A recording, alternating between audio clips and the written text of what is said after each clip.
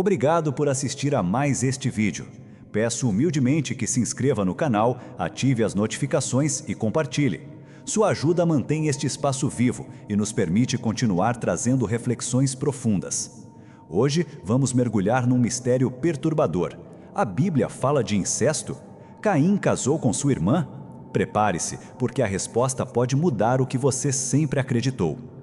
Imagine um mundo silencioso, recém-criado, coberto pelo peso da queda.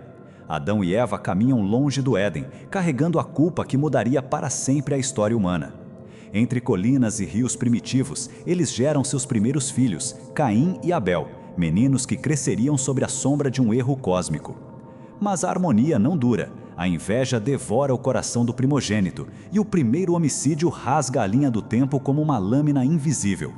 O sangue de Abel tinge a terra, e a voz divina ressoa. O sangue do teu irmão clama da terra a mim. Um grito eterno, que ecoa até hoje. Após esse crime, o Gênesis descreve algo que deveria soar simples, mas que se tornou um dos maiores enigmas das Escrituras. Caim parte para uma terra chamada Nod, a oriente do Éden, e lá conhece sua mulher. Eles têm um filho, Enoque, e a narrativa segue adiante, quase fria, como se não houvesse nada a explicar. Mas há. E é aqui que nasce a pergunta incômoda, aquela que gera debates há séculos. Quem era a mulher de Caim? Se Adão e Eva foram os primeiros e todos vieram deles, a conclusão parece inevitável. Caim casou com uma irmã. Mas essa hipótese arrasta outra questão sombria para a mesa. Se isso aconteceu, por que a Bíblia silencia? E mais, se incesto é pecado, como explicar que o núcleo inicial da humanidade se formou por meio de um ato que hoje a moral bíblica condena? Pense na gravidade disso. Incesto não é apenas tabu social. Ele aparece nas Escrituras, mais tarde, como uma das proibições mais severas da lei. No livro de Levítico, Deus considera tal prática uma abominação, um ultraje à ordem natural. Então, como conciliar esses pontos? Deus teria permitido algo que ele mesmo, séculos depois, proibiria com tanto rigor? Ou será que o relato do Gênesis não deve ser lido de forma literal? Esse silêncio é desconfortável porque, na tradição judaico-cristã, cada palavra conta. Não existe espaço para sobras, nada é gratuito. Então, por que esse ponto crucial fica sem explicação? Alguns estudiosos afirmam que, no mundo antigo, tal união não seria vista como escandalosa. Para eles, a lei que condena o incesto ainda não existia. Outros vão além e sugerem algo mais ousado: a ideia de que Deus teria criado outros seres humanos fora do jardim do Éden. Uma população silenciosa, mencionada apenas nas sombras da história, mas necessária para explicar a esposa de Caim. Por outro lado, existem aqueles que leem o episódio como metáfora. Para esses intérpretes, Caim não é um personagem isolado, mas um símbolo da violência humana. Sua mulher seria apenas um recurso narrativo, uma ponte para indicar que sua linhagem continuou. Mas, se aceitarmos essa visão, surge outro problema. Como conciliar isso com as genealogias bíblicas, que tratam os nomes como pessoas reais? Agora, olhe para o detalhe que muitos ignoram. O texto diz que Caim construiu uma cidade para seu filho Enoque. Uma cidade. Mas para quem? Para ele, sua mulher e um bebê?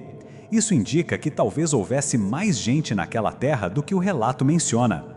E essa pista alimenta a teoria dos pré-adâmicos, a ideia de que Deus criou outros humanos antes ou paralelamente à formação de Adão. Mas será que isso encontra apoio na doutrina? Enquanto as perguntas se acumulam, uma verdade desconfortável emerge. Seja qual for a interpretação, a questão da esposa de Caim mexe com a base da fé, com a forma como entendemos a moral, o pecado e a própria justiça divina. E é justamente aqui que muitos preferem virar a página. Mas nós não. Vamos encarar a pergunta até o fim. Se Caim casou com sua irmã, isso foi pecado? E se não foi, por que a Bíblia e a Igreja tratam o incesto com tanta severidade depois? Não espere respostas fáceis. Cada hipótese carrega implicações profundas, tanto para a teologia quanto para a ciência. A verdade pode não ser a que você imagina, e talvez mude para sempre a forma como você lê o livro do Gênesis. O silêncio da Bíblia sobre a origem da esposa de Caim abriu espaço para 3 grandes hipóteses que atravessam séculos. Todas buscam resolver a mesma questão, mas cada uma muda radicalmente a forma como interpretamos o Gênesis. Vamos explorá-las. Primeira hipótese: o casamento entre irmãos. Esta é a posição mais antiga e, para muitos, a mais lógica. Se Adão e Eva foram os primeiros, seus filhos só podiam casar entre si. Nesse cenário, a esposa de Caim era sua irmã, ou talvez uma sobrinha, filha de outro irmão. É estranho? Para nós, sim. Mas no princípio havia um único caminho. A humanidade dependia dessas uniões. A moral que temos hoje não existia da mesma forma. Por quê? Porque, segundo a teologia cristã, a lei só foi revelada mais tarde, no tempo de Moisés. Antes, não havia proibição formal. Assim, não seria pecado. Mas isso gera desconforto. Como aceitar que Deus, fonte da moral perfeita, permitiu algo que hoje chamamos de abominação? Teólogos explicam que a necessidade justifica a exceção. Sem ela, a espécie não sobreviveria. Além disso, a genética pura dos primeiros humanos reduziria os riscos biológicos que hoje conhecemos no incesto. É uma hipótese que faz sentido para quem leu Gênesis de forma literal, mas também levanta perguntas. Se isso era aceitável, por que a lei depois mudou? O que isso revela sobre a moral divina? Segunda hipótese: os pré-adâmicos. Aqui entramos em terreno polêmico. Essa teoria defende que Deus criou outros seres humanos fora do Jardim do Éden. Adão e Eva seriam os primeiros da linhagem escolhida, mas não os únicos.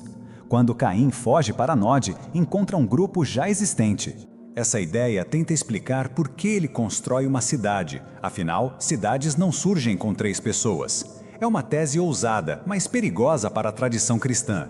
Se existiam outros humanos, o pecado original se aplicava a eles? Ou eram livres da queda? Essa visão desafia a leitura clássica da salvação e abre uma série de dilemas teológicos. Alguns estudiosos veem apoio indireto em pistas do texto. Deus diz a Caim que quem o matar será vingado 7 vezes. Mas quem eram esses potenciais assassinos, se só restavam seus pais? Essa menção sugere que havia outros, invisíveis ao relato, mas presentes no mundo primitivo. É uma teoria que fascina, mas a Igreja sempre a tratou com cautela, justamente por abalar a doutrina do pecado original. Terceira hipótese: um relato simbólico. Para muitos intérpretes, a história de Caim não deve ser vista como registro histórico, mas como drama moral. Nesse olhar, a mulher de Caim não é uma pessoa específica, mas um recurso narrativo.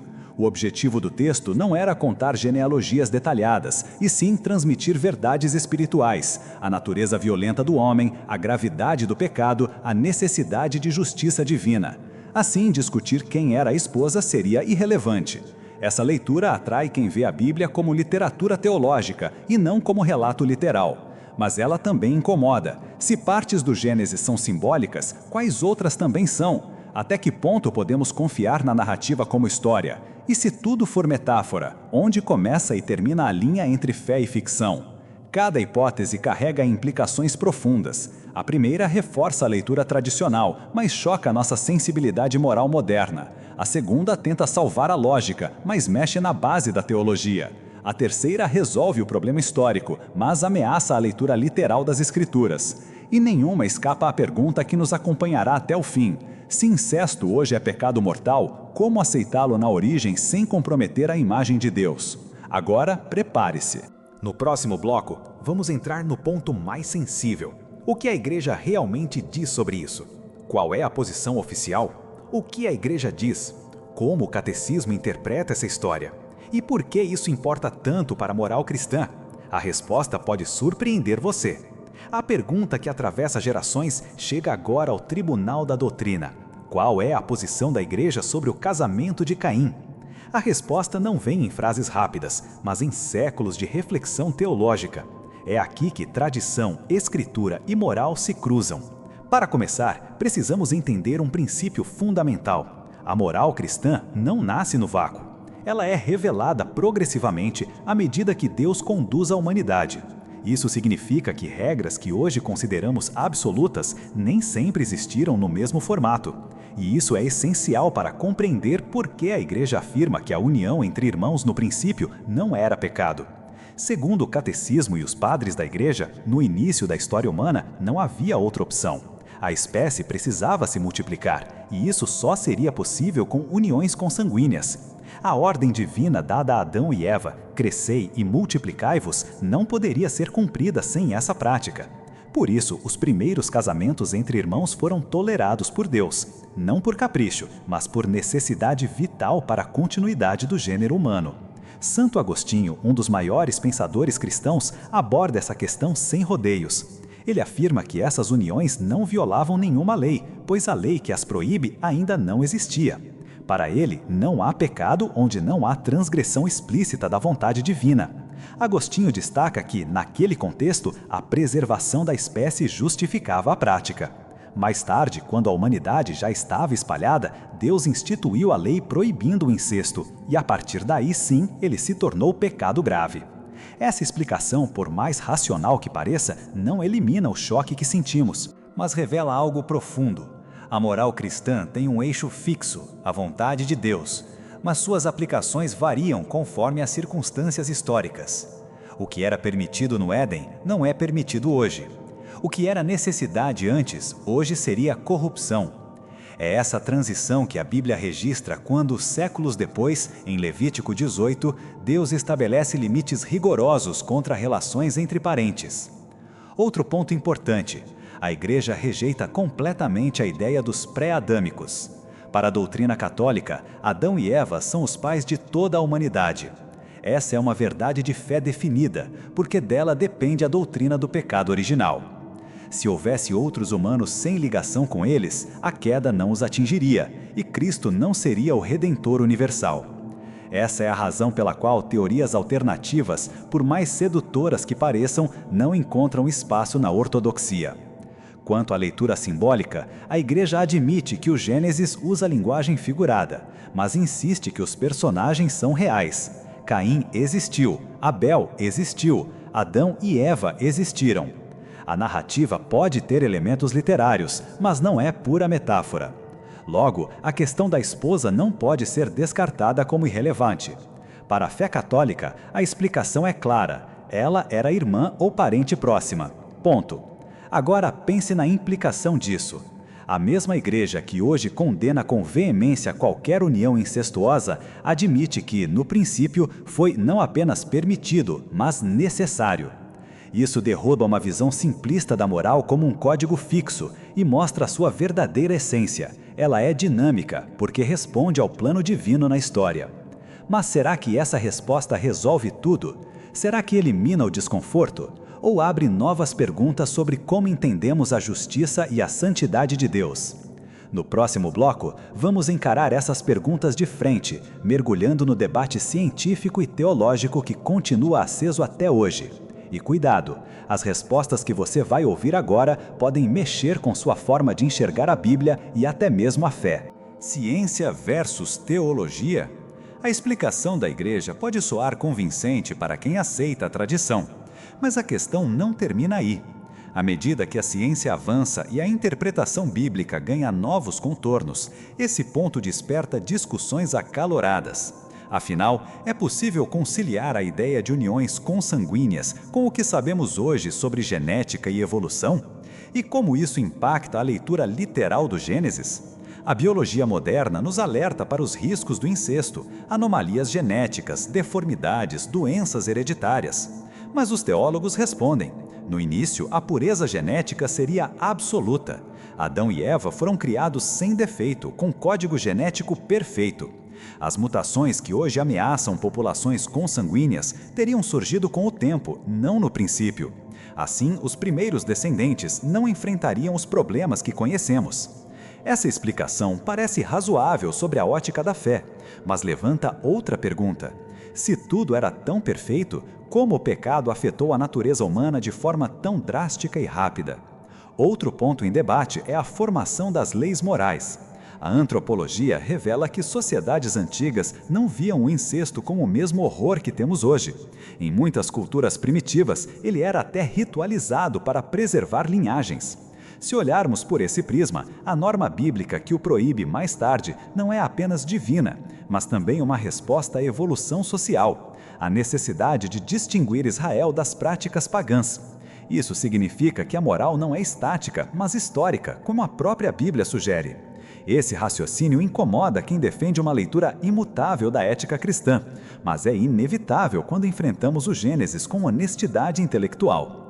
Se algo foi permitido e depois proibido, então a moral se ajusta às circunstâncias, certo? Não exatamente. A teologia explica. A essência da moral permanece, mas suas aplicações dependem do contexto. É como se houvesse uma pedagogia divina, guiando a humanidade passo a passo até a revelação plena. No princípio, Deus tolera o que mais tarde rejeitará, não porque mudou, mas porque nós mudamos. Agora, olhe para outro aspecto: a arqueologia e a exegese moderna. Muitos estudiosos afirmam que o relato de Caim não pretende responder perguntas biológicas, mas teológicas. O objetivo não é explicar quem casou com quem, mas mostrar o drama do pecado e a propagação da violência. Se assim for, toda a polêmica sobre a esposa seria secundária. Mas isso abre um dilema. Se ignoramos os detalhes históricos, o que impede que ignoremos também outros pontos cruciais, como a queda ou a ressurreição? Essa é a tensão que divide escolas teológicas até hoje. E o que dizer das teorias alternativas? Há quem ainda defenda que Caim encontrou pessoas fora da linhagem de Adão. Essa visão, além de especulativa, colide com dogmas centrais da fé cristã. Mas, curiosamente, alguns geneticistas afirmam que a diversidade genética humana atual seria difícil de explicar a partir de um único casal. Esse dado é usado por críticos para questionar a historicidade literal do Gênesis. A resposta da teologia? O texto não é um tratado científico, mas uma revelação sobre a relação entre Deus e o homem. Ciência e fé não competem, respondem perguntas diferentes. No entanto, mesmo aceitando essa distinção, o desconforto persiste. A imagem de Caim com sua irmã desafia não apenas nossa moral, mas nossa sensibilidade moderna. E talvez seja esse o ponto. A Bíblia não foi escrita para nos agradar, mas para nos confrontar. Ela mostra a humanidade como ela é, frágil, limitada, sujeita à necessidade. E mostra um Deus que age dentro dessa realidade, sem violar sua essência, mas adaptando-se ao nosso tempo e espaço.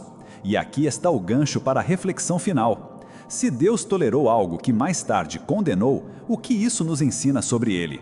Que é incoerente? Ou que é paciente, conduzindo-nos por caminhos que nem sempre compreendemos? A resposta exige coragem. Porque, ao encarar esse mistério, não estamos apenas perguntando sobre Caim, estamos perguntando sobre nós, sobre a natureza humana e sobre a lógica divina que sustenta a história. Prepare-se, porque no próximo bloco vamos até o limite. Vamos olhar para esse dilema moral e espiritual com olhos que talvez nunca mais vejam a Bíblia do mesmo jeito. Existe uma resposta que ninguém quer encarar, mas chegamos ao ponto em que não é mais possível fugir. Passamos por hipóteses, tradições, ciência, teologia, mas no fundo, a pergunta continua latejando. Caim casou com sua irmã? A resposta mais aceita pela igreja é clara: sim, provavelmente. Não por corrupção, mas por necessidade. Não por rebeldia, mas por falta de alternativa. Para a teologia cristã, isso não foi pecado, porque não havia lei que o proibisse. Essa prática, hoje abominável, foi um caminho inevitável para que a vida se espalhasse. Talvez isso incomode você, talvez soe como uma concessão que fere a imagem que fazemos de Deus. Mas pense comigo, o que é mais perturbador? Imaginar Deus permitindo algo que mais tarde proíbe? Ou imaginar que a humanidade surgiu de uma forma impossível? É aqui que a fé é testada, não na superfície, mas no abismo das perguntas que não se calam. Alguns tentarão aliviar o desconforto com explicações rápidas. Era outro tempo, a moral ainda não existia, o mundo era diferente. Mas essas respostas, embora verdadeiras, não resolvem a inquietação mais profunda. Por que Deus faz as coisas dessa maneira? Por que permite exceções? Por que cria leis depois de tolerar o que condenará? E se ele pode mudar as regras, como confiar que elas são eternas? Aqui está a chave. Deus não muda. Nós mudamos. A história da salvação é uma história de adaptação, não de incoerência. No princípio, a humanidade precisava de passos curtos. A lei veio depois, não para corrigir Deus, mas para corrigir o homem. O incesto que foi tolerado deixou de ser aceitável quando já não era necessário. É um movimento pedagógico, um processo. Isso não diminui Deus, revela sua paciência. Ele não impôs tudo de uma vez, conduziu-nos lentamente, como um pai que guia um filho teimoso pelas mãos, ajustando os passos ao ritmo da criança. Mas essa explicação não apaga o impacto emocional. É desconfortável imaginar o primeiro núcleo humano formado por laços que hoje repudiamos. Isso nos lembra que a Bíblia não é um livro para agradar, mas para confrontar. Ela mostra a humanidade como ela é, frágil, limitada, sujeita à necessidade. E mostra um Deus que age dentro dessa realidade, sem violar sua essência, mas adaptando-se ao nosso tempo e espaço. Agora feche os olhos por um instante e imagine a cena. Caim, exilado, marcado pela culpa do primeiro assassinato. Um homem carregando um peso insuportável, caminhando para o desconhecido. Ele encontra uma mulher, sua irmã talvez, e constrói com ela a primeira cidade. Não há festa, não há pureza idílica. Há dor, sobrevivência e um Deus que, mesmo diante do caos, insiste em escrever história com letras tortas. Essa é a imagem que fica.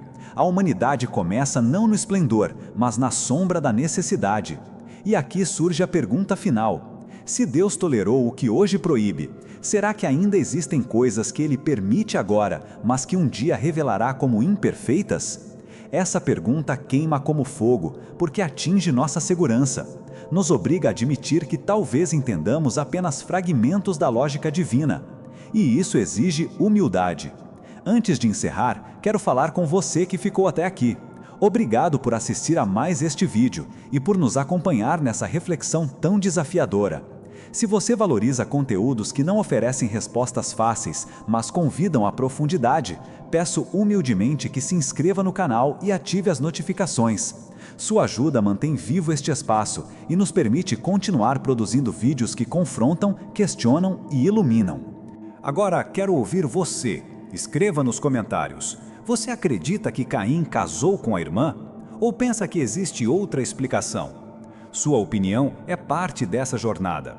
Nenhum de nós tem todas as respostas, mas juntos podemos buscar sentido. E lembre-se, a fé não teme perguntas. Ela se fortalece quando ousamos fazê-las. Até o próximo vídeo.